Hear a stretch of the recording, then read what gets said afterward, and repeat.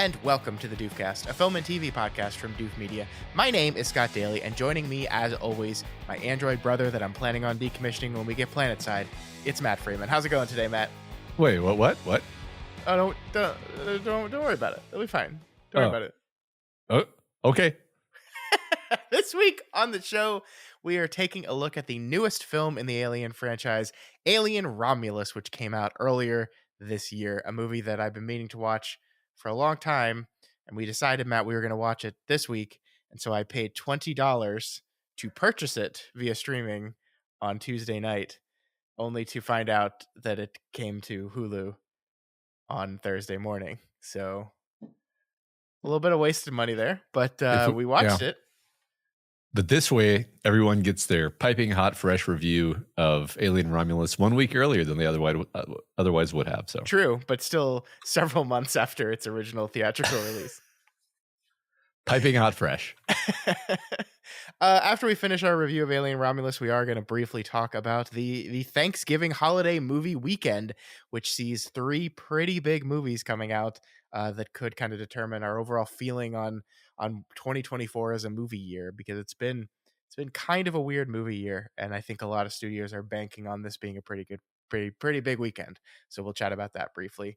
But the main event is us getting to talk about another Alien movie, Matt. I believe we've covered just about every single film in the Alien franchise on this podcast, right? I think through Ridley Scott, we got Alien, we got Prometheus, we got Covenant. Through James Cameron, we got Aliens. Through Fincher, we got Alien 3. I actually think Resurrection is the only one we have not done a show on, so we'll have to get around to that eventually. Okay, so I'm gonna point out, because I think it's actually relevant to this conversation. Okay, that there are several Alien movies that we haven't covered, which are movies like Alien Requiem and Alien versus Predator. I don't count those. Well, I know you don't count those, and it goes without saying that you don't count those, but I'm going to bring those movies up a bunch during this conversation. Uh-oh. I wonder if that has something to say about your overall enjoyment of Alien Romulus. It does, but maybe not the way you think. Okay, interesting. All right, well, let's get to it, Matt. Let's talk about Alien Romulus. What's happening?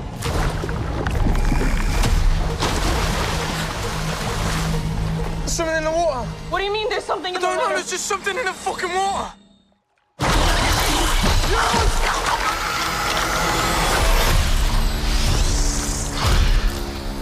Fucking thing's hunting us. Open the door, come on. Run.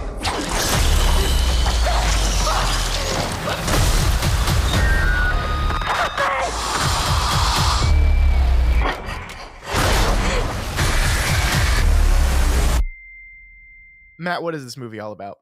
While scavenging the deep ends of a derelict space station, a group of young space colonists come face to face with the most terrifying life form in the universe.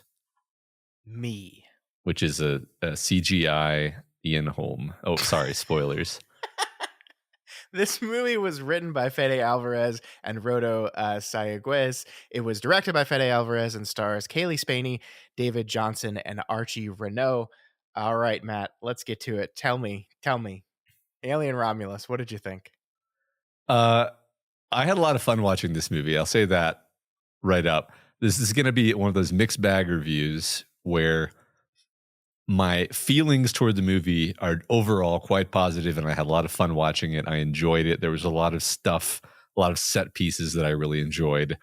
It also had so much stupid shit in it that it was like this movie that was itself, like, within the movie you have a spectrum between like Alien, something like deeply well put together and clean and solid, and then Alien Requiem, which is a cheap slasher movie where the alien is basically just a horror movie monster in a small American town. Mm-hmm. Or Alien versus Predator. Yeah, I'm really interested how you really want to slice the Predator out of this movie. You keep doing it. So, well, it's just the Predator's not in this movie. but I'm almost surprised at their restraint, that there wasn't a little nod to like a little Predator shoulder cannon somewhere on the space station, right? Because Sure. I feel like that's what they were doing. It's like there were skilled filmmakers involved, and then there was also the studio guy on the set being like, we should have Ian Holm be CGI, or I don't know. We'll get into it. What did you think about this movie? Okay.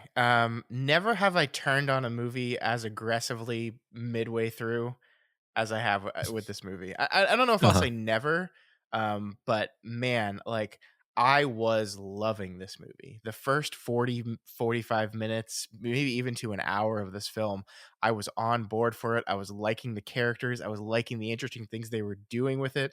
It felt alien to me, without being obvious.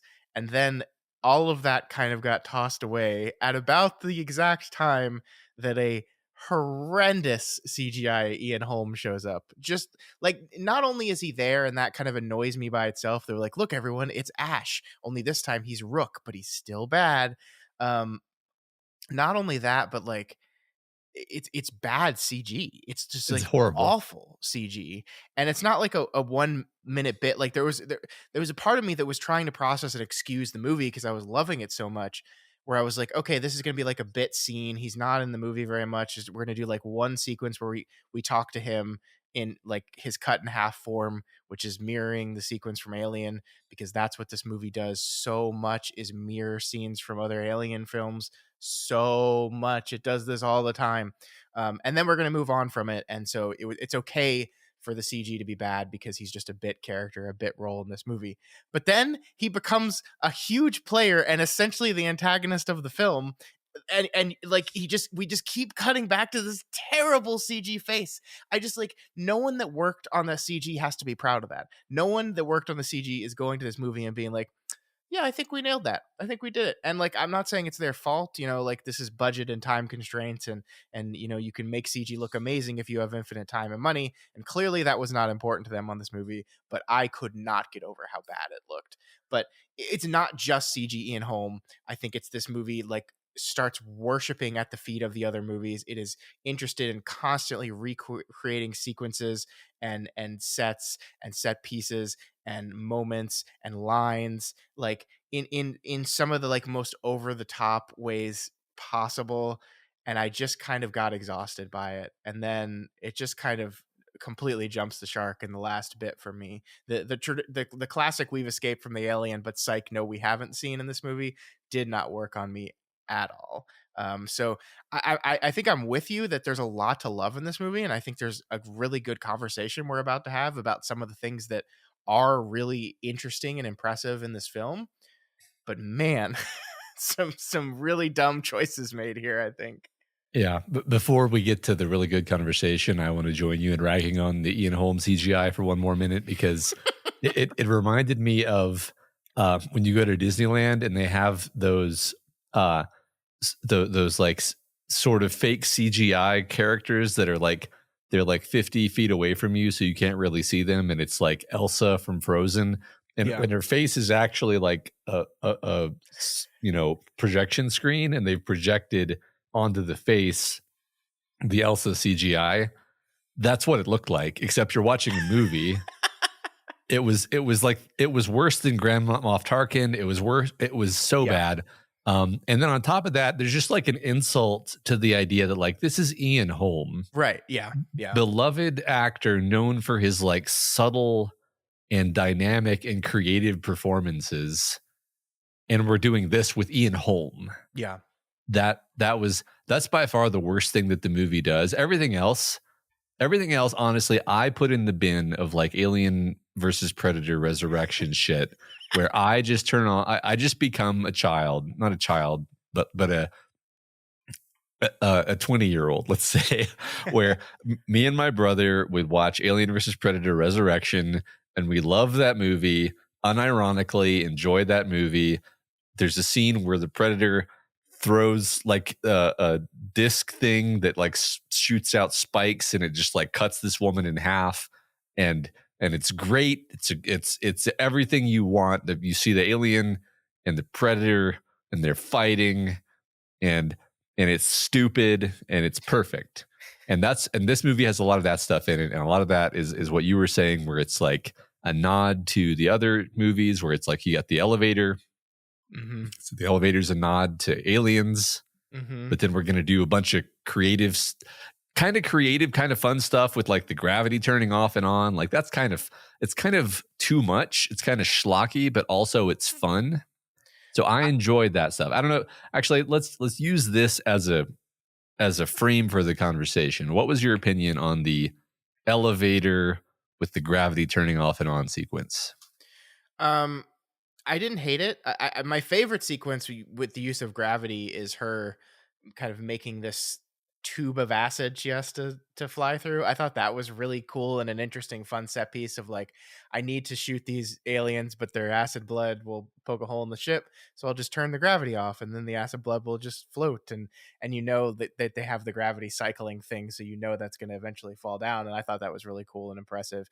I think my problem with the elevator sequence in and of itself is like, I think this is overall a fairly well directed film, but in that sequence I kind of lost track of things briefly. So like, she's trying to push to the top. I think the sequence where they both like push off and are trying to go to the top of the elevator shaft in 0G, and she gets grabbed, and so she's behind him, and then the gravity turns on and she just barely misses him and then is falling to her death, and the alien catches her. I thought all that part was pretty great. But then as the elevator like itself starts falling, like the alien had her wrapped in its tail, and then at some point it just didn't anymore, and I just kind of didn't understand why that was. Like what, like I don't think there's not a shot in the film, there's not a cut to a moment where we see the alien like in. I mean, I think the story beat for why that happens is at that same time the acid eats through the floor. We've now created a vacuum of air being sucked out, and so in that surprise and rush of that, and also the elevator falling, the alien released her at that point. But I just felt like the actual like beat to beat moments of that were not well shown, and I got confused in that moment of like, wait, is she still being held by the alien? Like what's going on here? And I lost it a little bit here, but I think the design and the idea of the sequence works pretty well. Yeah, I feel pretty much the same. Actually, I think there's a lot there. There's like 7,000 different little ideas of like, oh, wouldn't it be cool if this happened? It's kind of scattered throughout the movie, and I think they try to kind of do too much, and they step on their own toes, they trip over their own feet, or whatever the metaphor is. Which I'm usually ready to forgive, because like the things they're showing are pretty cool. Like I love the idea of, we're gonna go into the space station, it's a heist, right? Heists are always fun. Yeah, we're gonna yeah. heist the sleeping pods, and then we got to get out though, because the ship is gonna crash, and then things start to go wrong, and it's good storytelling basically. Yeah, no, the setup was really great. The introduction Yeah. of our main characters that are desperately like under the company thumb and trying to get out, and this is their ticket to freedom. And because you're watching an alien movie, you're like, oh, that's not a derelict ship floating around the planet. That's a ship that's been taken over by aliens. So you're fucked. And like the fun of building up to that, I really loved the moment, where they realize they don't have enough coolant, so they have to go to the coolant room, and you can immediately see what's going to happen there, where you yank coolant out of the device, all the aliens are going to start to warm up. And I thought that sequence was really well done as well. A lot of the facehugger sequences I thought were actually pretty well done. I liked the trying to sneak through, but being quiet and keep your body temperature low. I guess they weren't keeping their body temperature low, they just turned up the heat everywhere else. I thought those are really good. One thing, I watched this movie with my dad, and he was like, this feels very video gamey, and I think that's an accurate statement. And I actually read that Fede Alvarez like is a really big fan of the game Alien Isolation, which is the horror game where you're kind of trying to sneak your way through a space station while an alien chases you. And like, you can see the inspiration a lot of the places in this movie for that. I mean, on top of every other Alien franchise, but there is a lot of like in the design of the set pieces of the movie that feels very Alien Isolation gamey, which I don't think that's necessarily a bad thing. I think it creates some really fun moments of tension and action and fun sequences. Yeah. But Yeah, I agree. I think it's amplifying the sense of horror and suspense. I was actually going to say, like, the movie tries to be sci-fi, horror, and action, yeah, and I think it's successful at being sci-fi and it's successful at being horror, and it goes a little over the top on the action, which is really where like all of our complaints are going to be, because that's also where they, I think, verge into being too referential to the point where you're just like, come on. yeah, Um, yeah. But I like the horror. I liked all the stuff toward the beginning before we see a xenomorph, basically, Mhm. or maybe when it's just the one xenomorph, and it's the face huggers, and just this ramping up sense of tension and dread, and Yeah, um, you know, it's actually one of the few times where it's like, okay, so I think very often the whole Alien franchise thing becomes tedious because we're like, okay, we already know what's going to happen. You're shooting this in a way where I'm just bored, because it's like, yeah, then the face hugger is going to get on you. Then the thing's going to come out of your chest. We're gotta go through all the beats though. And this movie, I think, avoided that. And I can't even put my finger on how. I felt like it was just like the movie and movie language was like, all right, you and I both know what this is. yeah, We're going to kind of speed through some of this stuff. yeah. And if anything, we're going to give you a little bit of a dramatic irony feeling of like, you know what's going to happen. The characters don't know what's going to happen. That's what's important. That's what's fun. Yeah, I mean, and I think that is part of kind of the referential nature of the movie is this kind of contract that the movie has decided to make with the viewer, is that we all know what this is. Um, and that's why we're going to reference all the other Alien films 100 times, because if you're coming to see this movie, you probably know Alien. And when it's fun, it's really fun. Like, I love the moment where she like kind of casually picks up the little X-ray tool and like puts it through her arm, and you see right into her body. And like Uh-huh. the second that happens, everyone watching the movie knows she's going to use that when she has the alien inside of her. We're going to get to see the alien inside of her. And it actually kind of subverts that, because she does end up doing that, but it's not the way I thought the beat was going to play out. Honestly, like I was kind of writing this movie as I was going, and I was doing a Uh-huh. fairly good job because it is so referential. Uh-huh. But like she picked up that tool, and I was immediately like, oh, we're gonna do this thing where like puts the one woman is pregnant, so she's gonna put the X-ray thing on the pregnant baby's belly, and we're gonna see a little tiny fetus in there. And then the other woman's gonna be like, haha, I'm gonna do it too, and then puts it, and we see fucking alien in there. Like, oh fuck. And that's not actually the way it played out, because things just moved faster than that. But we did kind of pay off that beat. And yeah, that's the fun contract the movie is having with you as a viewer. It just did get a little tedious for me when it's just like, I mean, it does feel like Fede Alvarez wanted to fit every single Alien film in this one movie. You're right. Uh-huh. He wanted to do, there's so many Alien references. There's so many beats of that. And then at some point he's like, okay, we're in Aliens now. Here you go. Here's your Marine pulse rifle. And then we're also going to do the beat where Andy is going to hand you a pulse rifle, and then immediately said, but you can't fire it. And then you're like, well, why'd you just give it to me then, Andy? Well, because I Uh-huh. think it'll show force and cause the aliens to pause. And like, this is what I mean about, sometimes there's moments in the movie that just like they're trying to get to the reference, and they're just trying to like force the script to get to the reference point, and they just have to kind of yada yada over the why of it. And it's like, in Aliens, it was this beautiful moment where they're Marines, they come in packing heat, of course they do, and then there's the sudden realization, it's like, oh, we can't fire weapons in here. And so they collect all the ammunition, and then put the Marines, and they say, no, fuck that, we're going to do it anyway. And that's this beautiful character beat and also plot moment. In this movie, it's just like, I'm going to hand you a gun and then immediately tell you you're not allowed to use it. And it's just clunky. It just didn't, Yeah. it's not as clean. And it was trying to get to the echo without putting the work behind it. Yeah, I agree. That felt a little rickety. There's a lot of stuff in that scene where, like, I know I think I turned on the movie in increments, and when I say turn on the movie, I don't mean it in the harsh sense of like I hate the movie now. It was just Sure. like I went from thinking like, oh, this is great, to being like just increasingly rolling my eyes to the point where I'm like, Yeah. man, what were they thinking?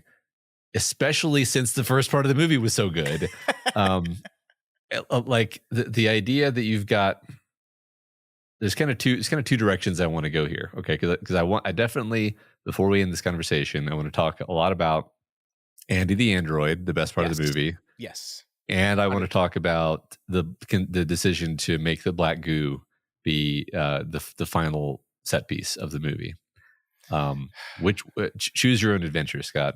Oh yeah, sorry, I forgot. We also had to bring Prometheus back into it. Right. Couldn't forget Right. about that. We got to bring that into it too. Yeah. Which Um, track do you want to take? Let's go Andy first because we've been really negative, and I do want to have. I have a lot of very very good things to say about the character of Andy. Yeah. And I think this is like one of the android choices in the Alien franchise that I've enjoyed the most. One of the big things I was trying to think about as I was preparing for this conversation is, do I like Andy better than David? And I have a lot of mixed feelings about the Prometheus and Alien Covenant movies, but I think the through line of those movies is that I really really like David. I love Andy in this movie. I really do. I actually think the reason why I might end up saying I prefer David than Andy is not of any Andy's characterization, but I think the movie ultimately kind of does Andy a little dirty at the end. So I want to get into like I want to get into everything that establishes him as a character and why that's great.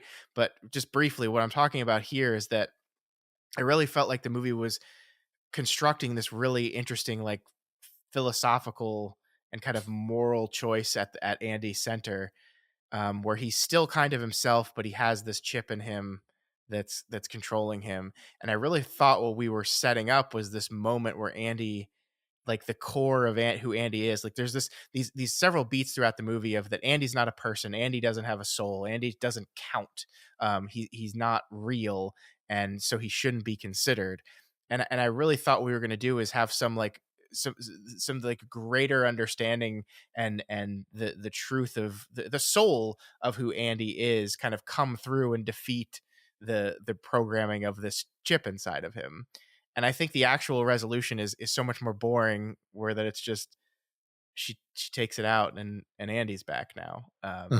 And there, which is not to say they're not doing something by the fact that she reasons with the reprogrammed Andy to allow to, like, I think there is some interesting stuff going on with the fact that she's able to reason with it in order for it to allow her to take the chip out. But I just thought we were doing something a little bit different there. And maybe it's not fair to say I thought we were doing something different, we didn't do that, and therefore I don't like it. But it's just I thought the conclusion of Andy's arc there was a little weak for me. Yeah, I think I agree. I feel like Andy. So I kind of just general statement. I think the androids are usually the most interesting parts of the Alien movies. Yes. Yeah. And I'm just partial to android stories personally, and this is no exception. Just broadly, for people who haven't watched the movie, the idea is we've got this guy who's like a, basically literally thrown away, broken down android who is kind of fixed up by this girl's dad, and then the dad dies, and she's kind of raised thinking of this android as her brother, of course knowing that it's an android. And so the reason I provide that context is like, this is the only character in the Alien franchise where she really loves this android. Yeah. Even the crew of the nobody loved Bishop. Like Ripley had grudging respect for Bishop by the end of that movie. Yeah. But they're basically just slaves. Is what the androids are. I think you could argue that Ripley didn't see him as like a person. I think, think a begrudging respect, I think, is the best you could say about that relationship. Yeah. But she actually, she kind of has absorbed the feelings of people around her, that like he's not a real person, but a dog is also not a person. That doesn't keep us from loving them. Like my point is, I think she has real like depth of feeling for this android and feels really torn up about the idea that in order to save herself, she's going to have to sacrifice this android, Mhm. and struggles with it. And I loved all of that. And then of course I actually think you're right that the resolution to that is just kind of like, oh no, she's going to go to the planet anyway and hope for the best. And it's like, Yeah. that's not a resolution. That's decidedly just not resolving it. Yeah. Um, so that was frustrating. But I love everything about the idea that like he's basically just like this good-hearted, loving robot, and then he's made intelligent. But along with the intelligence comes this directive to do what's right for the company. It's sort of an Asimovian three laws type situation. Um, and like that was all great. I love the performance. I love how he kind of goes from being like, dopey and lovable to just like totally changing his affect and his way of Yeah. speaking. I thought that was perfect. So He, check me on this, because I don't mean to be offensive or anything, but like when this character is first introduced to us, I was like, oh, this is a person on the spectrum, and then Mhm. it's revealed after that he's an android, and I was like, oh, okay, so he's just a broken android essentially. But like it felt like we were intentionally trying to characterize him as someone on the spectrum. I don't know. Do you agree with that at all? I might just be completely off base here. So I knew that he was an android going into the movie. Okay. So Okay. I wasn't processing it with that filter. I was just I was like, oh, he's an android. But that being said, I kind of see what you mean. Where I think we're reaching for this certain space of behaviors Yeah, yeah. that I think is what you're Just like picking the up on. the way his quote unquote brokenness is portrayed Yeah. just felt familiar to me. Like the kind of, and I'm being very stereotypical here because I think the movie was doing that as well. Maybe intentionally, maybe not. Maybe I'm totally off base, but that's just like the vibe I got from him. Yeah. I don't know. Yeah.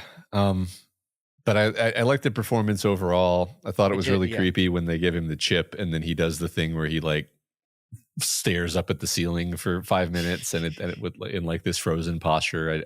Like there's yeah, something there's some good body horror.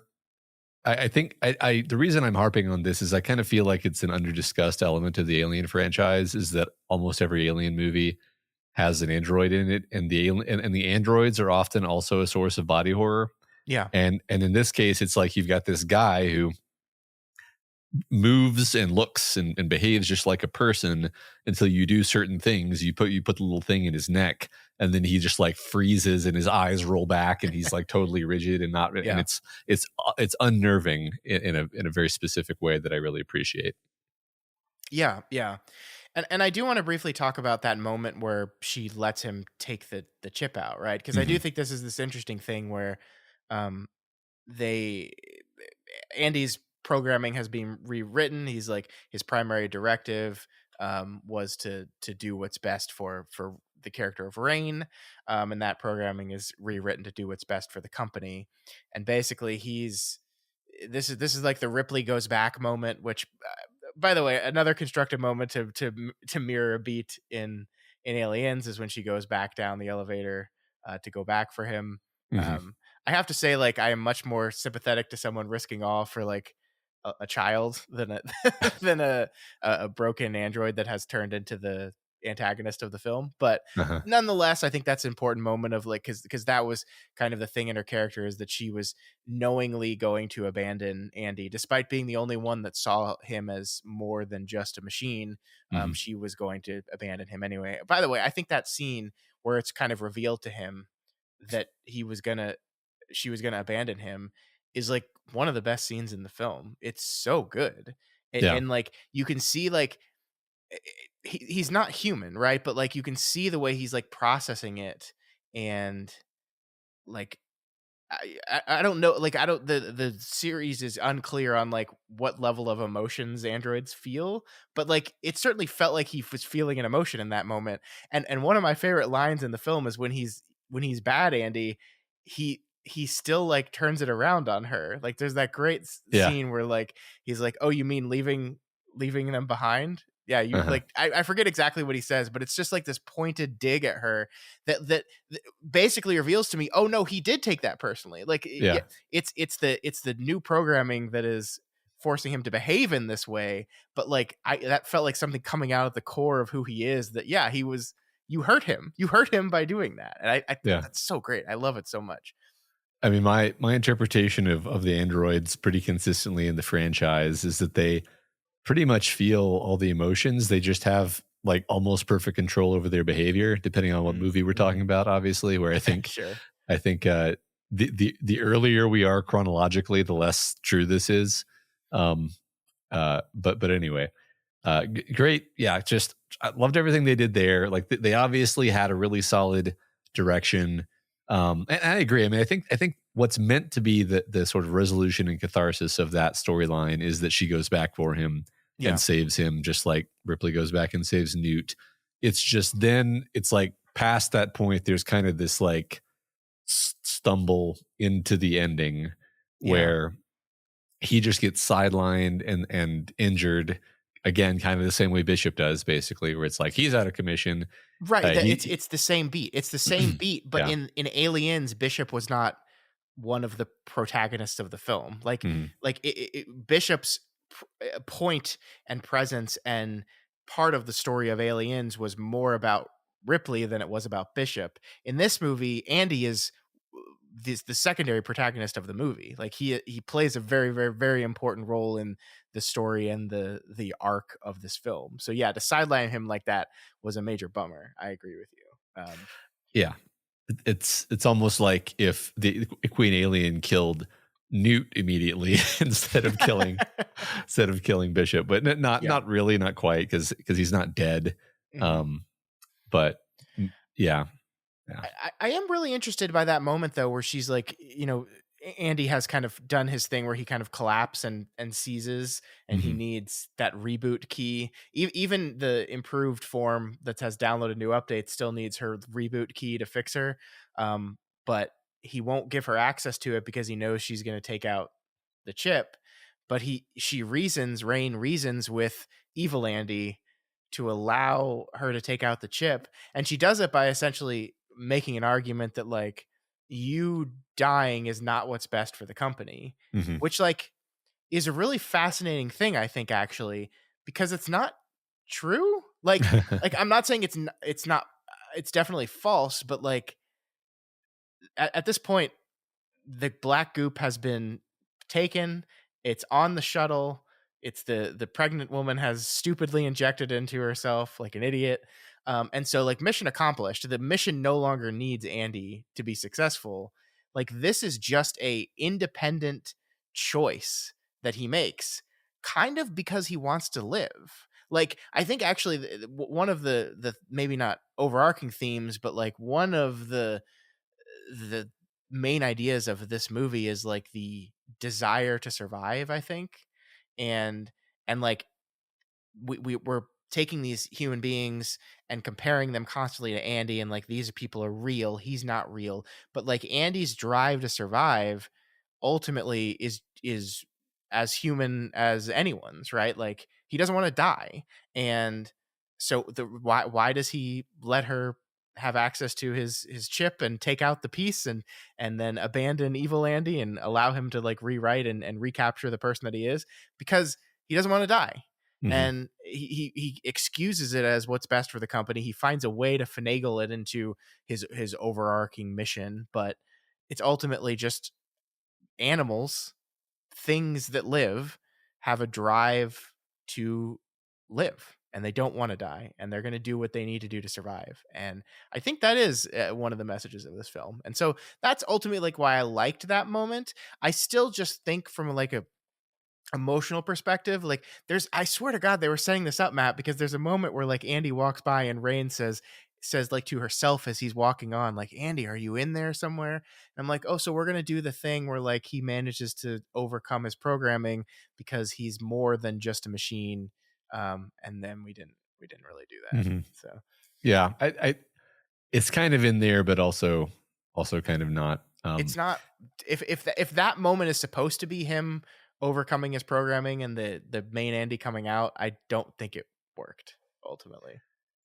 Yeah, I guess I it's interesting. I think I might feel differently about this because, like, if you just take the movie's logic at face value, his, his new like root level directive is do what's best for the company, and it's like if we take that in the most straightforward interpretation possible, like there's no way out of that. Like it's what he cares about now.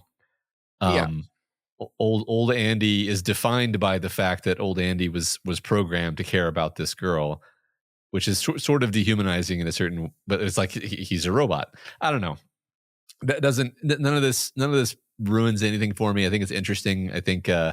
Uh, I think it will give him like a solid B plus on execution because of the lack of follow through on the ending. And then maybe that segues into talking about the black goo. Yeah, I think. But before we do that, I just want to say that the actor who plays Andy, I had never seen before. David Johnson, I think his Mhm. name. He's been in, it looks like, just a kind of a bunch of shorts and some television. He's British, which is not fair. Like, these damn Brits get to come over here and do this pitch perfect American accent, and then also get to simultaneously like have a chip inserted in their head and then speak perfect British English, and it's not fair. It's not fair that they can do Yeah. this. They're taking Oh, our yeah. jobs. Just be okay because you've mentioned his acting. I just wanted to mention the scene where like Bilbo is trying to tell him to do something, and he's like, "I'm sorry, I'm not going to do that. My directive is." And then, like, you see on his face as he realizes that his directive has changed. Mhm. Like, I thought that was a great moment, Yeah. a great acting Yeah. moment. Um, Yeah, he's really good. He's in a show called Industry. That's Huh. a very popular show that I just haven't seen an episode of. I need to get around to it eventually, but no, he's great. I loved him in this. Okay, let's go. Let's talk about my favorite MacGuffin in the Alien universe, which is the black goo that made its way into this movie. What do you think about this, Matt? um, like a weird seesaw of emotions is the truth. Because I felt really annoyed when we first, like, I almost immediately knew it was going to be the black goo when they revealed that like the station has two purposes, Yeah. and then we see the face huggers, and I'm like, okay, one of them is going to be the face huggers, the other one's going to be the black goo. And I think I had seen like a promotional picture of the creature at the end, and I figured that's a consequence of the black goo. Um, so I was annoyed that we introduced this idea because Prometheus introduced it in a way that was highly confusing to people. Stupid.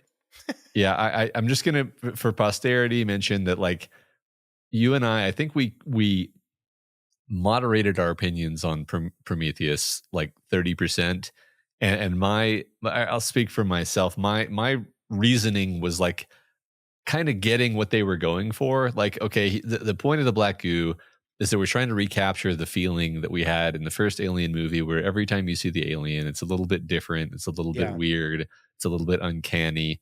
I learned this week that in the original movie, they had shot a scene where the alien is on the ship at the very end, and it's like merging into the like wiring of the ship, Mm-hmm. which like makes no sense at all, like rationally, but it makes total sense if the idea is like this is the unknowable Lovecraftian star monster Yeah. that's just beyond your comprehension. The point is that it doesn't make sense, Right. and so I bring this up to say like this was very firmly in their minds in the first movie was like they were trying to portray the xenomorph as this chimera where it's unknowable. And then because we're humans and we like to make wikis about things, we like nailed it down to be like, here's the life cycle, this is how it works, this is what it does, and made it totally unscary. And Ridley Scott's attempt with Prometheus was to bring back some of that unknowability. Okay, Yeah. doesn't mean that was a good movie, but that's what he was trying to do with the element of the black goo. Yeah, it's why that stuff in that movie has no clear like rules to it. It does kind of whatever the movie needs it to do at any given moment. I think you're right. Charitably, that is why it does that. Yeah. Yeah. So in this movie, I just don't think it was used in a very fun or smart way. Like in a movie that's otherwise pretty smart a lot of the time, I felt like the black goo was just something they felt like they had to shoehorn in there. Using it on the pregnant woman, God, listen, it's like the problem is that you just see it coming a mile away. As soon as you hear that she's pregnant, you're like, that's I already see it. I already get it. There's no Yeah. suspense here. Well, and again, the movie makes weird choices with that because like I mean, there's the moment where like she's heavily injured. They're trying to get her back to the ship as quickly as possible to get her into cryo sleep so they can basically freeze her injuries that are slowly killing her to buy her more time. And so there's this moment of like, oh my God, she's not going to make it. We've got to shoot this stuff into her. And the tension builds and the tension builds and the tension builds. And then at the last minute, Rain is like, no, I don't trust this stuff. No, I don't trust it. And so they back off from that plot point. And I was honestly like, oh, okay.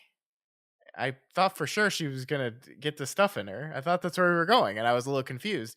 And then, yeah, like 10 minutes later, she's just on her own, making her way back to the ship and just says, all right, it's time to inject myself with this stuff. And that's one of those things that like, I feel like you're doing too much. It's kind of like a hat on a hat moment where just like,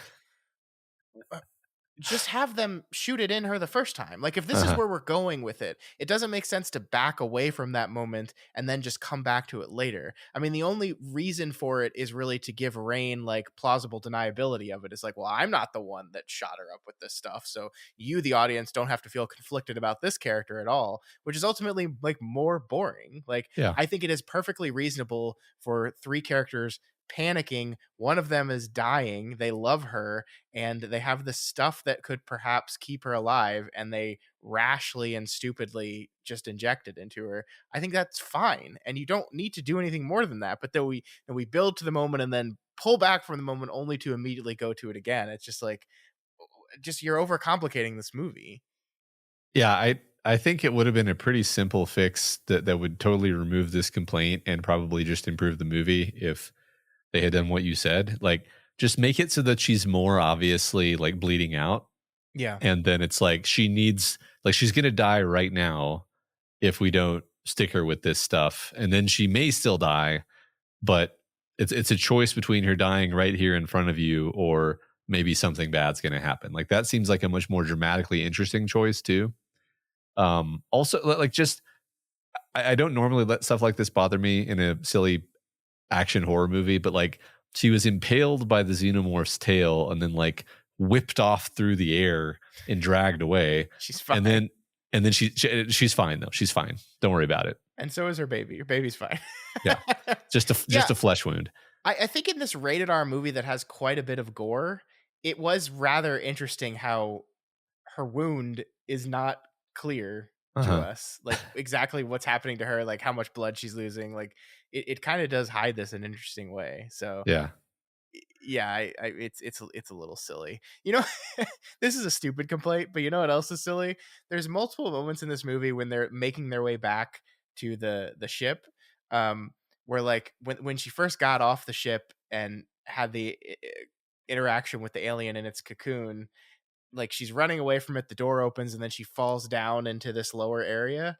And there's two moments, the movie does this two separate times where people get up the elevator and like see that door up above that leads to the tunnel that leads to the ship.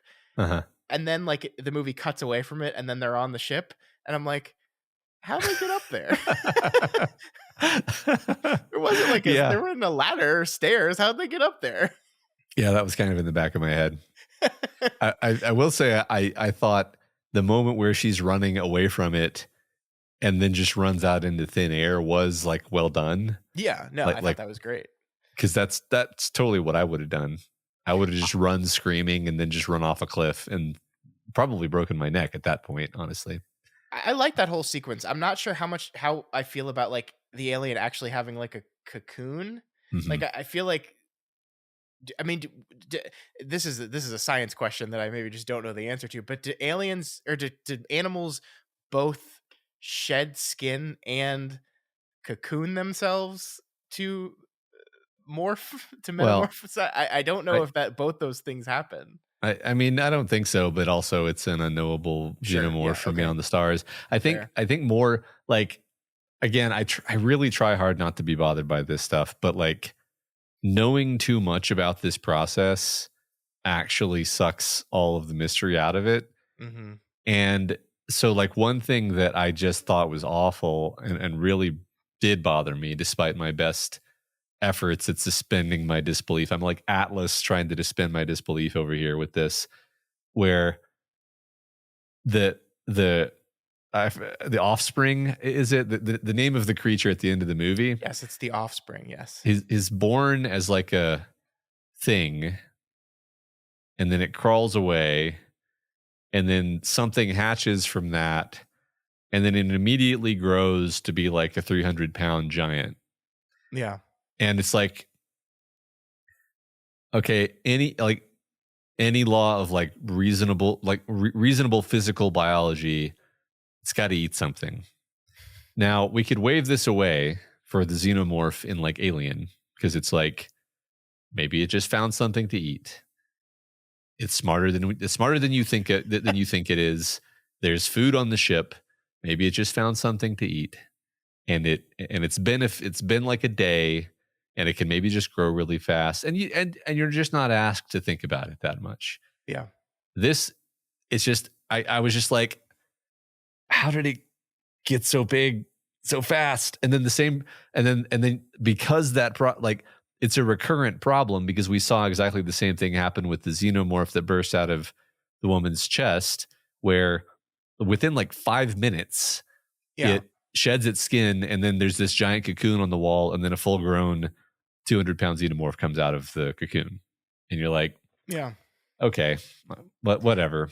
I mean, these movies have like never been consistent as far as the time span of this life cycle. Like it is always like, I mean, in Alien 3, this thing lives in Ripley for days. And then in every other movie, like you get impregnated and 5 minutes later you're the alien's bursting out of your chest. So I mean, the movie has always, I think, kind of played fast and loose with how long the entire life cycle of this thing lasts. But I agree, it is this kind of awkward thing where it just feels like we're trying to slam everything in, that we have to go, that we see this little tiny baby that was like in this cocoon of acid Yeah. that is suddenly this full grown giant thing. Yeah. And like, okay, it's a little awkward to talk about this a little bit, because this is a very interesting design of what the what was it called again? I don't remember. The offspring is. Very Okay. interesting design. And then you go online and look it up, and this isn't computer graphics. I mean, there was obviously CG involved in this, but essentially this is just a human being. This is a Romanian actor named Robert Brabruski, who is just like a very large man. He's 7'7". He's just very, very tall, and he has issues, and that's they kind of played some of it up, but that's essentially what he looks like, right? And Uh-huh. that feels a little weird to me once I learned that information, right? It just feels a little uncomfortable, that it's like, ew, look at that thing. Yeah, No, a that's monster. that's a man. That's a man. Yeah. Yeah, right. Feels a little like we're at the geek show in some Yeah. 1920s carnival, Yeah. being asked to gawp at this guy. I thought that was weird. Thought it was a weird choice. I agree with I you don't- completely. I mean, outside of just that though, like I don't understand the design anyway. Like, did they have this design and then say, "Oh, this guy would be perfect to play it," or like someone sent an email to Fede Alvarez and says, "Look at this guy," and then they designed the alien around? Like, it doesn't. So I mean, essentially, the thing here is that it's supposed to be kind of this hybridized version of a xenomorph, right? Like Alien Resurrection already did this, and I'm not saying the design in Alien Resurrection was any better too. That was goofy as shit. But it's supposed to be this kind of hybridized. I think the dream was like super soldier human that has like all the strengths of humans plus all the survivability of a xenomorph rolled into one thing. And it's like I think it's just trying to be Lovecraftian, and there's no like this is the problem with this movie, is because it tries to postulate that like there's science involved in this some way, and like it's supposed to be this Lovecraftian unknowable horror. So like I think this design works great for just like, I don't even know what this thing is. It's just, who the fuck knows what this thing is? But like the movie says it's supposed to be this xenomorph human hybrid, and it just, none of it makes sense to me. Yeah. Yeah, again, I think by this point in the movie, I had detached, and I was just like, Yeah. yeah, sure, this might as well happen. It's, I mean, directly, like reference wise, it's a connection to, okay, so just the previous point in the movie when we see Ash has used it to heal the mouse, but then we see that the mouse then like turns into a horrible Cthulhu mouse. Yeah. And it's like, okay, well then that's what's going to happen when it is used on a person. Kind of an interesting thing. Sorry, go ahead. I'm just saying it's supposed to look like the engineer a little bit, right? Like, Yeah. I think they want it to look like the engineer a little bit from Prometheus, I think. It definitely looks like the engineer a little bit. It's and the engineer's like outfit kind of looks like the xenomorph's like body, right? Mm-hmm. That there's all these connections where probably the engineers were using the black goo as a kind of just like hyper advanced biotechnology that could do all this stuff. Sure. And now, you know, this I think is like an interesting thing that maybe the movie doesn't do enough with, but then again, maybe I wouldn't like it if the movie did more with it. So maybe it's fine. But just the idea. So it was always kind of, in my mind, like subtextual that the company, Weyland-Yutani, whatever, wanted the xenomorph because they wanted to use it as like a weapon. Yeah. And this introduces the notion that, like, no, really what they want is they want to understand this sort of like protean biotechnology that is latent in the xenomorphs so that we can use it for bioengineering, so that we can, you know, make better colonists, which is a fun sci-fi idea. And then there's also the additional layer on top of it where it's like, I don't believe anything that, you know, Ash/Rook says at face value. And also the company is clearly this exploitative, monstrous entity. So if they are going to use it as a bioengineering agent, they're not going to use it to just like make everybody healthy and happy. They're going to use it to make a bunch of monsters, like in the same way that they have their slave android class. They're going to have, you know, monsters beyond our comprehension. Like I like this as a background element, and maybe I'm perfectly happy that we didn't expand it beyond that. It's kind of interesting to imagine that you know the monster created at the end is like exactly what Rook wanted, you know, like that's what he had in mind for an improved human. It never works out. Yeah, I think the grossest part of the movie was when her boobies started like not making milk but making like gross sticky gunk slime. Yeah, it was so gross. And I mean, the implication of the film is that he fed off of her, right? Like, yeah, ugh. Because he returned to her to feed, because kind of reminded me again. It's like that Alien Resurrection beat where, like the idea of this freakish xenomorph creature that nonetheless has a sort of a mammal life cycle where it has a mother, but it's a fucked up,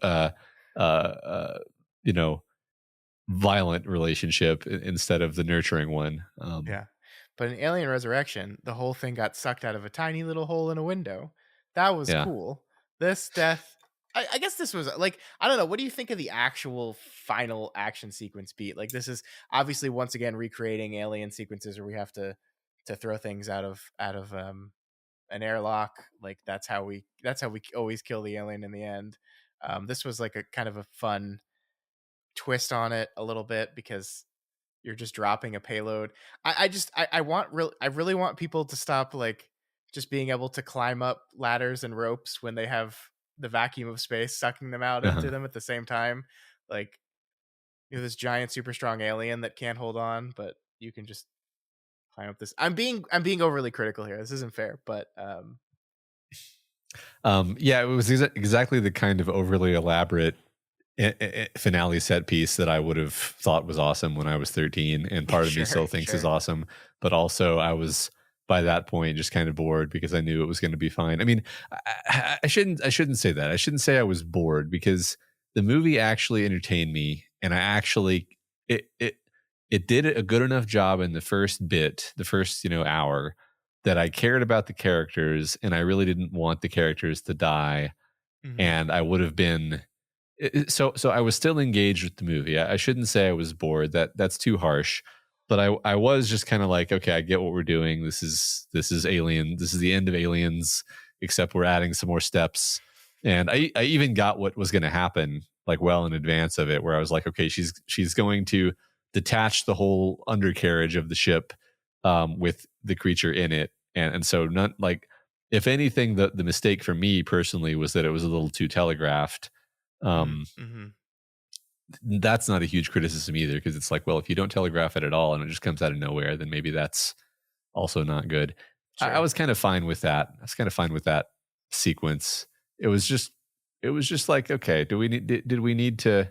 I think the movie was at its strongest when it was horror and tension, and as I it agree. became more action, it it became more schlocky and it lost me. That's kind of my overriding opinion on the movie. Is it just it's like they were warring sensibilities in terms of like what is this movie, and the Yeah. sensibility that was a really good movie was the horror sensibility. um Action one, not horrible. It entertained the part of me that liked Alien versus Predator Requiem, and thought that was a rad movie, but not a work of genius. Yeah, I mean, I agree. Like, I think this is to kind of maybe overgeneralize. Like, I think this is kind of a problem when you have these long running franchises and then you have a new director come in who is a fan of the franchise, right? Like, this is kind of what we do now, where we make the later sequels in these movies essentially like millions of dollar fan fiction. And I just feel like sometimes it's like the expectation, both internally from a director that's finally getting this property that they love, but also externally by what everyone expects when they go to see another Alien movie, just kind of overwhelms things to the point where, like, we can't just make a movie that's one thing. We have to make a movie that's all things, because this is an Alien movie. It's the first new Alien movie in a while. It's and so it can't just be this kind of throwback to Alien, and it has to be a throwback to everything and do everything and have horror elements and action elements, just like kind of not even mixed together, because I think Aliens does horror and action at the same time, but those things are kind of fused together. Interestingly, this really felt like in another video gamey thing. It's like, okay, we're in the horror level now. This is the spooky horror level. We beat that level. Now we're in the colonial marine action level. Hmm. And it felt like we just kind of jumped in between these beats, and it's just like, couldn't you have just made the one movie that's just this thing, like a group of people stuck on a ship with a bunch of face huggers and aliens chasing you? Like, yes, it's been done before. It certainly has been done before, but all of this had been done before. So, like, why couldn't you just do this one part that had been done before and do the interesting stuff with Andy? Keep that part in there and don't overcomplicate it. Like, why did we have to give her a pulse rifle? Did we really have to do that? Why'd she have to wear the Ripley tennis shoes also and dress like Ripley and look like No. like we didn't have to do all these things, but the movie felt like it needed to. Also, it's a callback to the Aliens smart gun that Vasquez has, Yeah, except it's for the pulse rifle. But this is a thing you don't even know about unless you're a nerd like us who read all the lore. yeah, But like, yeah, it's an auto aiming gun, which was in that movie, just never called out as such. yeah. Um, I liked it in here. I thought it was a cool. I think the movie overused the like the hard cut to see the device change her aim. Like, after like the uh-huh, first two times we saw it, I'm like, okay, we get it. It's aiming for her.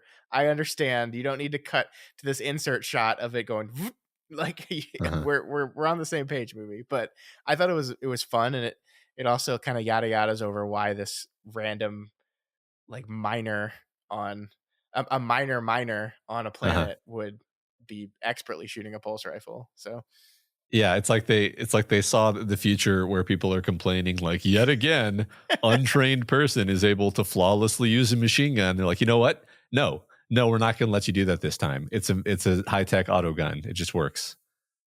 but I don't think we should care about that. Like I think dumb people like Yeah. you and me that would have been, hey, like they shouldn't be thinking about that when they're making the movie. They should be thinking about what makes sense for the moment at hand. Yeah. So I mean, the funny thing is like that particular complaint has never been one that made a ton of sense to me because I'm like, if you have a machine gun that shoots explosive bullets, like I think you'll be okay. yeah, right. Like you right. don't have to be an expert marksman. I am not an expert marksman. I think if you put a pulse rifle in my hand and give me a couple minutes to get used to the kick, I could do all right against a horde of aliens charging towards me. Yeah, like Yeah. am I gonna be like am I gonna nail them in the head like her every single one of her shots does? No, probably not. But that's the whole point of a exploding round pulse rifle is you don't have to be super accurate. Yeah. You know, for all the fact that I like try to put on this air that I'm above being flattered by the like um fan service, the pulse rifle sound. Mwah. Well, I mean, the movie does like all the sounds, right? Like Yeah. between the score itself and just like the doors opening, that sound. I can't believe they didn't do the motion tracker sound. Like, Uh-huh. I wonder if they just couldn't work that in because I just kept waiting for them to be a motion tracker and tracker sound. I think we can collectively agree, though.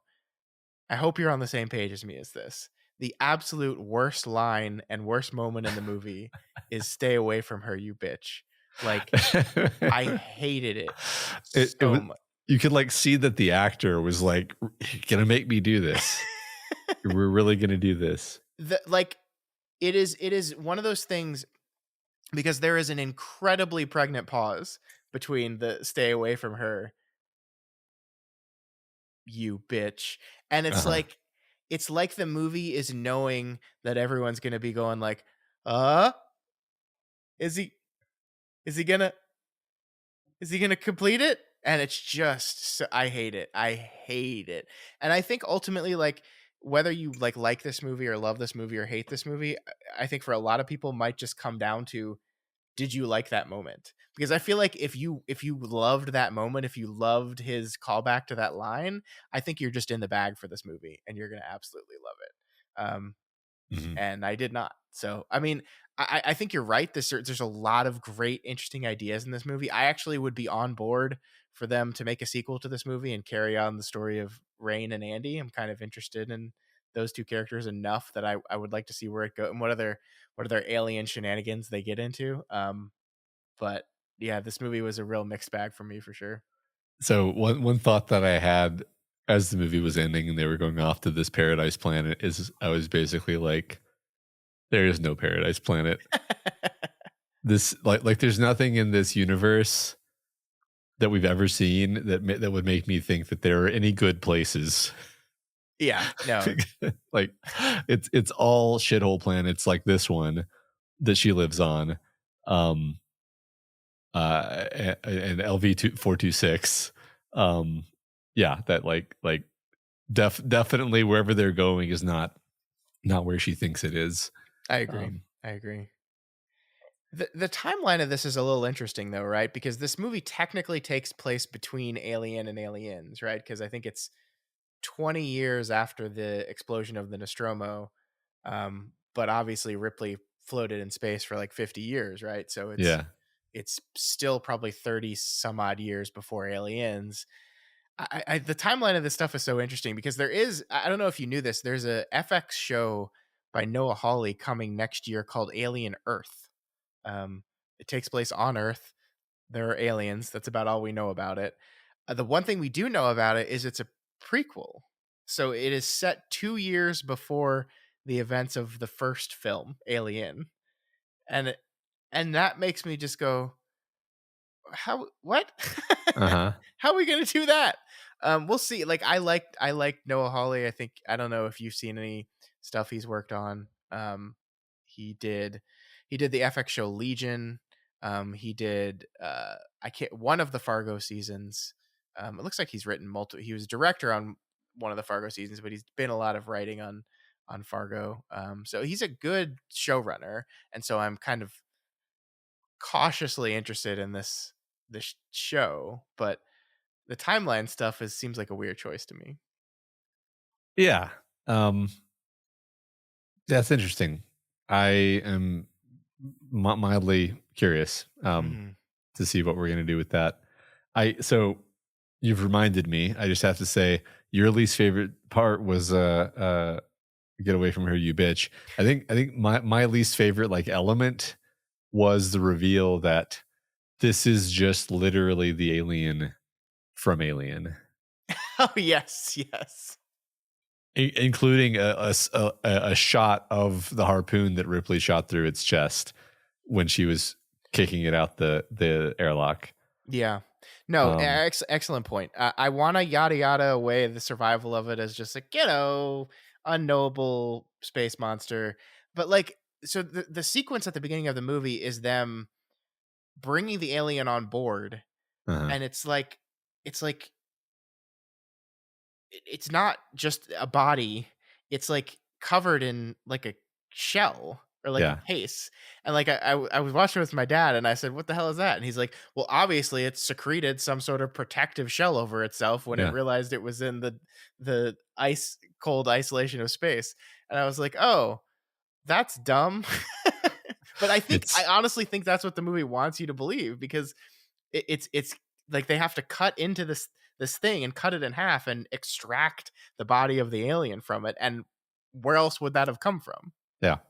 Your dad didn't say some kind of secreted resin, because that's what my brain said. Yeah, that was I assumed the same exact thing, by the way, which is like it was in space and it just secreted itself a protective shell from nothing, of course, because Yeah. the aliens are obviously. I honestly like to setting aside what I said earlier. These movies are way more enjoyable if you just believe that the black goo has the ability to generate matter from nothing Yeah. magically, or I, using physics we don't understand. Because if that's permitted, then it's like, oh, okay, then sure, like yeah, I could buy a lot of these really fast transformations happening. Sure, but I think the fatal flaw of this series is ultimately that we, to your point, we have Wikipedia the fuck out of this, and I mean we the fan, but I also mean like the filmmakers as yeah, well. Like we have broken this thing down to understand it, every bit of how it works, and then so when you just add another thing on, you're like, wait a minute, what is that? I don't how it could do that. yeah. Yeah. Well, okay. So like the annoying thing is just that the overtness of like ripping the legacy of the beloved film Alien and just being like, yeah, that literal monster, that Yeah. one didn't die, and Yeah. uh, it's you're just like it just strikes me as mildly disrespectful. I mean, there are like infinity aliens on that fucking planet, right? Like if it obviously you need, well, we got to find an alien to do this whole thing to jumpstart this whole thing. And so it's like, I mean, I think it's literally just like we don't want to have them go to LV-426 because that's what the next movie is going to do. And it would kind of like, I think Fede Alvarez was very conscious of the canon of these films and was trying to place this thing in the center of it without disrupting anything around it. And so like he was very cautious to not touch anything like that. And so what did that leave you with is like, well, we've got to take this fucking alien that she launched out of the spaceship. Then that's the only thing we can safely, we can't go to the planet, because that would kind of bump up against the canon of the company landing on the planet and then and only later discovering the derelict ship and going to it. Um, so we Yeah, can't do that.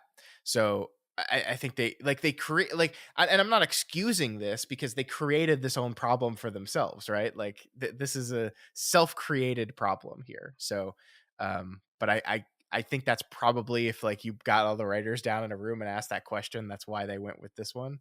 But yeah, I agree. Like that moment where we just see it hanging there from the ceiling is just kind of like, man, Yeah. that's pretty lame. I'm going on a mental tangent here because I'm trying to remember, like, in Alien Resurrection, that's like way in the future relative to these other movies.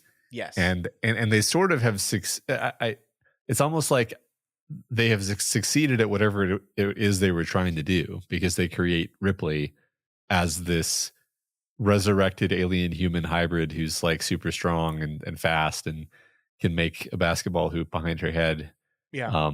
making her almost as powerful as real life Sigourney Weaver. Just in case people don't know the trivia, like, she actually made that shot that you see in that movie. Yep.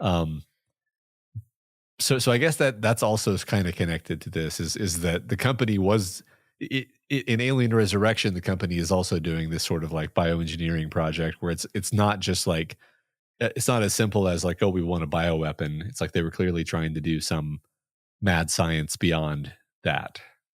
Yes. Although I still, while I have kind feelings toward Alien Resurrection, it's not a great movie. It's certainly not, but I think it's fun in a lot of ways. I do think the method of bringing both Sigourney Weaver and the alien back in that movie will remain one of the dumbest plot elements this whole thing has ever done. Because see, they cloned Ripley and the alien inside her somehow. Because that's how that all works. Yeah, that's how DNA works. It's the black goo. It's the black goo. See, the black goo retroactively solves all manner of sins, because it's like, right. well, it's the alien. The black goo was in her body, and so when you clone her, the black goo is, yeah, there you go. You're Fixed it.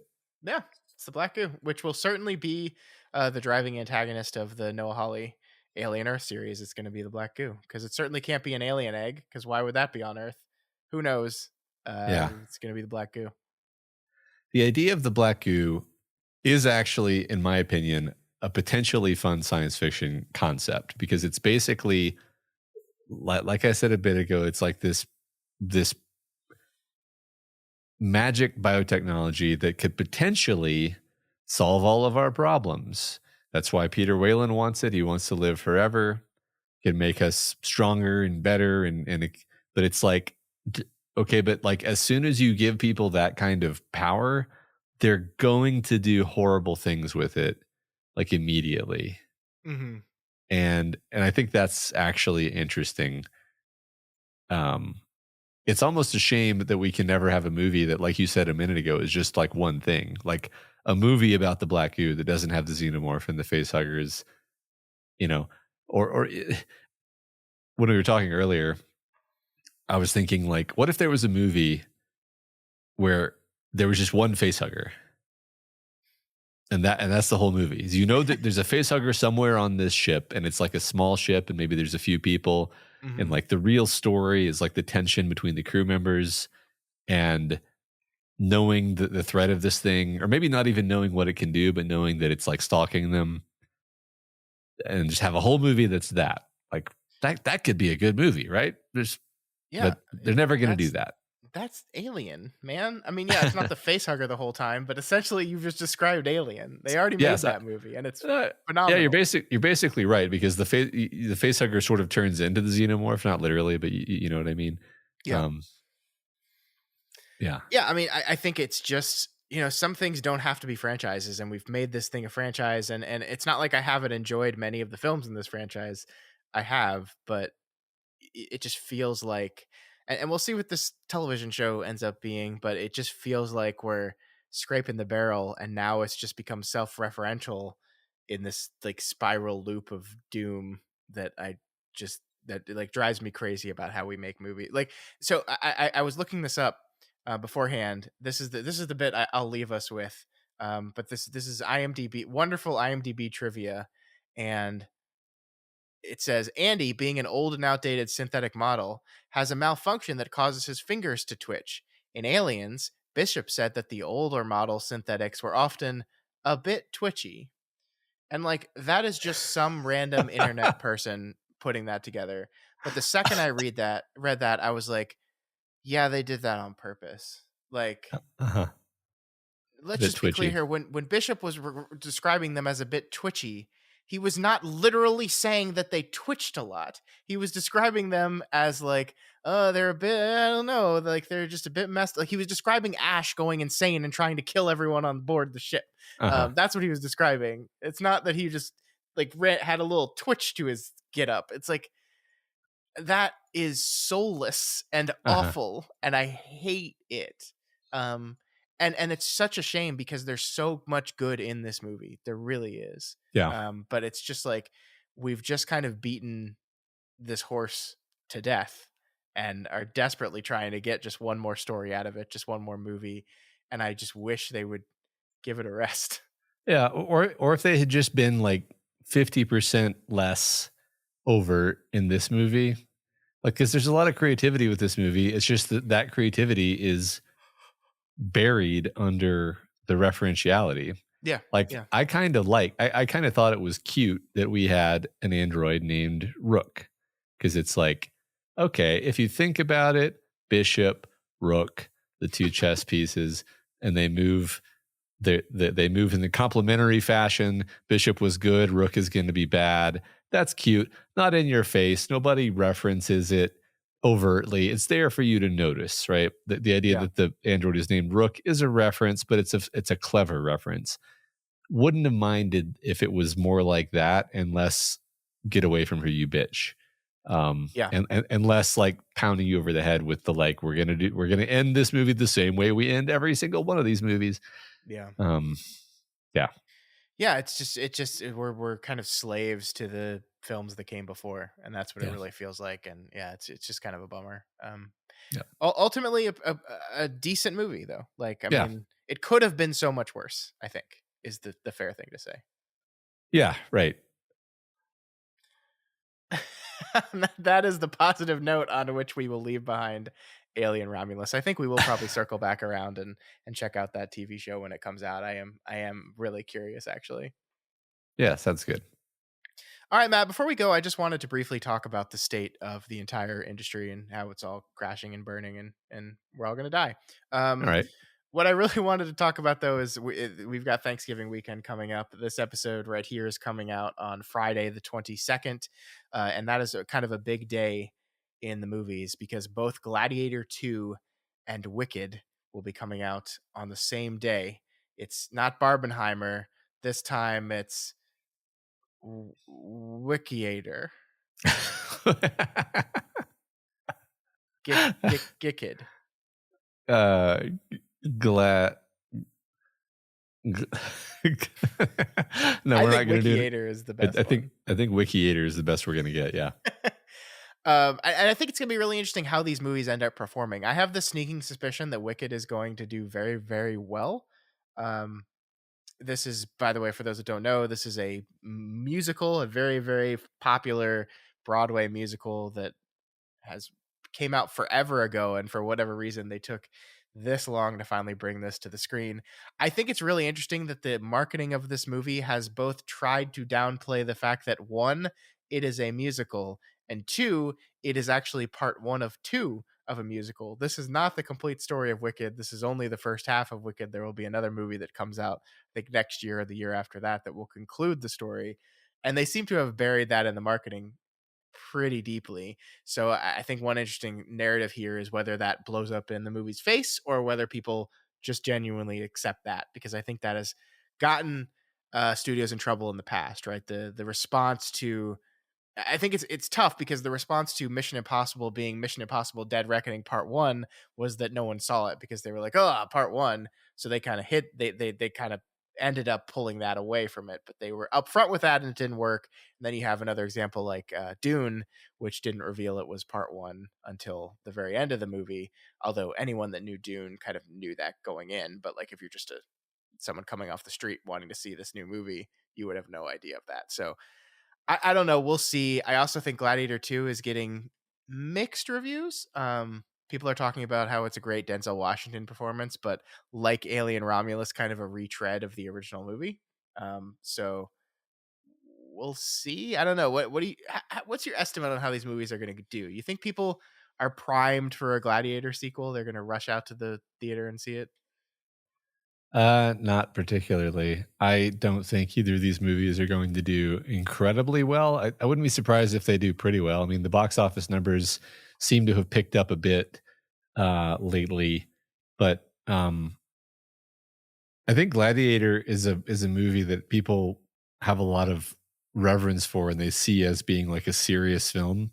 Yeah, And I think I don't know. I maybe I'm just speaking my own book here, but like I like the idea of a Gladiator sequel just to kind of redo that whole thing by the numbers has very little appeal to me personally. Like there was a kind of sure. magic to Russell Crowe and um and that particular story and the gravity of it all uh and everything about and I complained the last time we talked about the trailers.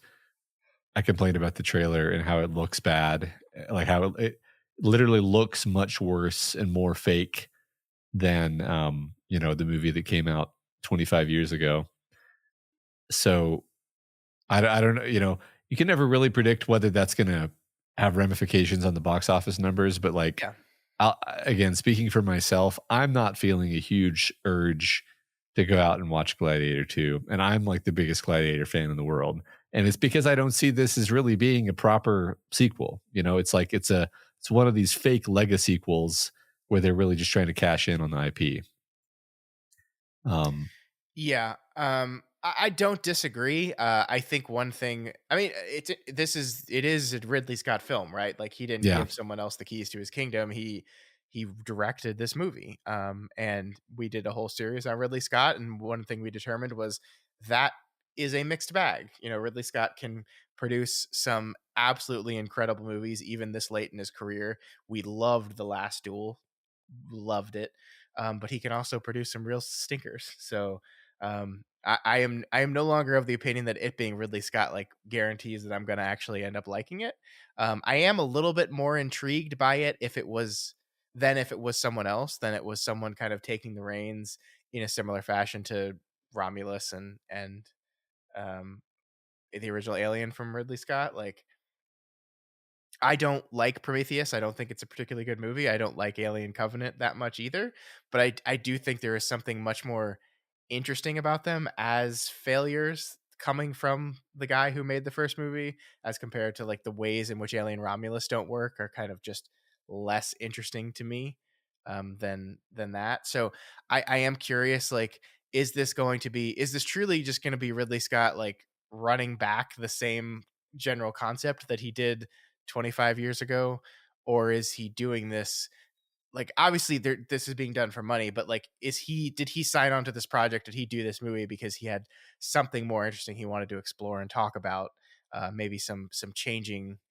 of how he views the world in this series. I don't know, we'll see, but that's kind of why I'm cautiously interested in this. I kind of don't think it's going to do very well. um I just don't know how like even if it is positively received, I just don't know how much people are demanding like more Gladiator stuff that they're going to rush out to the theater Yeah. for it. I agree. And I don't think it's being particularly well received in the early reviews either. So, Yeah. um, I do think Wicked is going to do very, very well. I do. I think that is a very popular musical, and people are going to take their kids to see this very popular musical, and I think it's going to end up doing pretty good. There is one more movie coming out in the Thanksgiving season that we need to talk about, though. It's not coming out this week. It'll come out, I believe, Thanksgiving Day, and that is Moana 2, the sequel to the extremely popular Disney animated film Moana. I think this is going to do crazy good numbers next week. I think this is going to do very, very well. Kids love Moana. They love Moana. I didn't fully understand. Like, kids love Frozen, and my son right now is on a Frozen kick. Like, it's insane how much Frozen we've watched lately. But like, I think overall, kids really are really, really into Moana. Now, whether this movie is good or not, I think is going to be a really interesting conversation, because I think we talked about this before, but I don't know if you remember it. This was originally supposed to be a Disney Plus animated television show that at some point in the kind of panic of Disney losing $1 billion a quarter on Disney Plus, they said, no, no, no, we can't do this. They reconfigured it into a feature film. Um, and this is what it's going to be. So I don't have a lot of confidence in like how good it's going to be. I also think it's no, like it will have music in it, but it's not going to be Lin-Manuel Miranda writing and performing the music, which is like a staple of the voice and the sound of that first movie. Um, so I don't know how good it's going to be, but I do think it's going to do very well. Like my wife and I are considering taking my son to the movie theater for the very first time. He's never been to the theater before, to check out Moana 2, because that's how much he loves Moana. So I think you're going to see a lot of that happening next week. Sounds great. I mean, I mean, my kids really love Moana. No, I love Moana. I mean, I genuinely love Moana, and I love the soundtrack of Moana.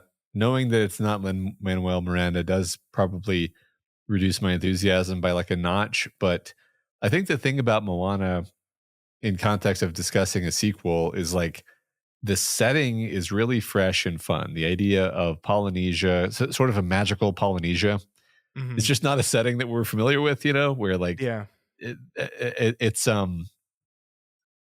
that was one of the delightful things about the movie, is like, oh, just the very idea of being an explorer, you know, using nothing but this you know, sort of sailcraft and your wit and wile. yeah, That's just a fun idea. And so it strikes me as a setting that's just ripe with like potential stories. sure. And I look forward to seeing what they do story wise. You know, Disney. I think Disney's generally pretty reliable about music. Even, you know, I can't think of. I was going to say I can't think of a single Disney movie that had bad music, but now I'm remembering the live action remakes. But at least in the animated films, I feel like they're usually quite solid with the music. So I'm looking forward to that, even if it's not Lin-Manuel. Yeah, I really hope it's good. They're also simultaneously working on a live action Moana remake. Like, I think some of the first stills from that came out just today, where you see The Rock, because The Rock is playing Maui in the live action version as Oh well, my gosh. and so you see him in the full Maui get up, and it's like, so we're doing this at the same time as we're doing the sequel. It's kind of wild, but this is what we live in now. So I'm sure I'll end up seeing that too. Um, yeah. That's great. I didn't know that. That's amazing. We're also doing a live action Lilo and Stitch. That's coming eventually. Everyone's asking for that. Yeah, let's take all of the unique visual charm of Lilo and Stitch and just smear it away and just replace it with live action. That sounds good. Yep, yep. Well, we'll see. We will probably check back at some point in the future with when we've seen one or any of these movies. We will eventually have to do a Gladiator II episode, I think, Matt, as just like a continuation of our Ridley Scott series. It feels like a requirement. Although we are still a movie behind on Ridley Scott as well, right? We still haven't seen the film that he released for Apple TV Plus last year, Napoleon. Never saw that movie. I need Yeah. to. Well, we'll catch up. We'll do that. Yeah, yeah. All right. That's really all I had to talk about this week. I think it's going to be an interesting Thanksgiving week. We'll see how it actually ends up shaking out. But if you have any comments about Alien Romulus or about any of the other films we talked about today, please reach out to us. You can find us via email at doofmedia@gmail.com, over on X at doofmedia. You can also find us on Instagram and Threads at doofmedia as well. I'm probably like, I'm not really checking Twitter that much lately. Just don't like it anymore. Really, it's kind of a bummer place for me lately. So I haven't been checking Twitter. So I would follow us on Instagram and the silly threads thing as well, if you want to keep up with what we're doing. And of course, you can always go to r/doof media on our subreddit, where you'll see a post for this episode and can just chat with other listeners there. That's right. If you're not already subscribed to the Doofcast, we encourage you to subscribe and ensure you never miss an episode. You can find us on iTunes, YouTube, and pretty much anywhere else podcasts can be found. And if you like what we do here and want to support us, please consider becoming a patron of Doof Media. Head on over to patreon.com/Doof Media. You can join to get a bunch of special episodes, rights, privileges. We are going to be beginning. I know we said this the past couple weeks, but the show, we're doing a bonus contest covering the show From. I believe we're going to be doing that first episode here really soon. So make sure you're subscribing at that $10 level to not miss that. Matt, From just got picked up for a 4th season just today.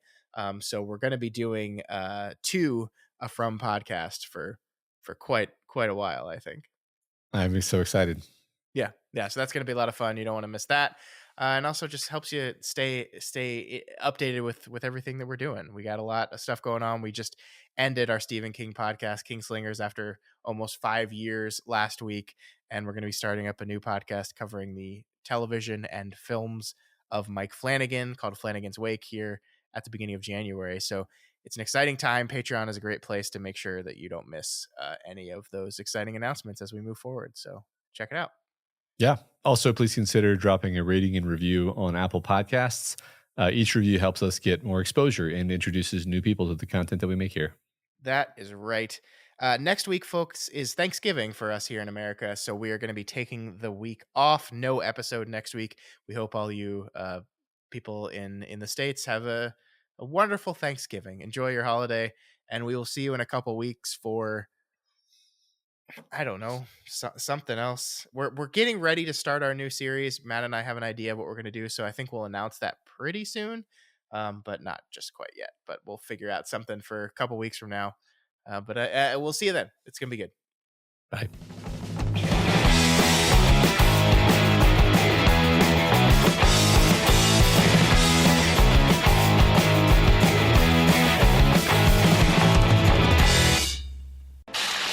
My name is Doof, and you'll do what I say. My name is Doof, and you'll do what I say.